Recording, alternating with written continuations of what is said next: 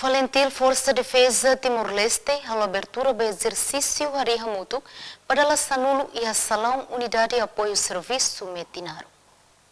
Banhira remata halau abertura, chefe Estado-Maior-Geral Valentil Força Defesa Timor-Leste, Tenente General Valor Ratelaik, jornalista e a Unidade de Apoio Serviço Metinaro Quarta Nedehan, exercício militar anual Hari Hamutuk, hahu e lorong ronuresen hat fulan Agosto, to lorong ronuresen walu fulan Setembro tinangne. Kami fokus liuba agora, fokus ya exército yang muda bola batida simi, atida civil militarnya atau apoio saya sernya utine ita se bantu ele.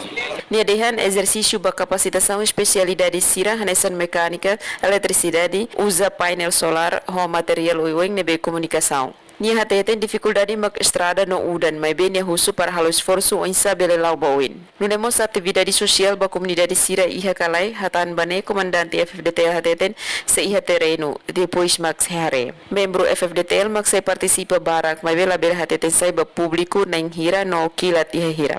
E a fating hanesang encarregado negócio embaixada Estados Unidos da América Tom Daleidehan, Estados Unidos da América orgulho halo parceria ho Força Austrália, Japão ho Nova Zelândia. Nehatuir membro militar dos Estados Unidos da América nebe se participa e exercício Hari Hamutuk na ingarua nulo. Nunemos li husi comunicado husi Austrália hateten exercício militar anual Hari Hamutuk se realiza e lorong ronulu resen hat to lorong ronulu resen walu fulan Agosto tinangne. Husi Metinaru Emerenciana Pintu STL News.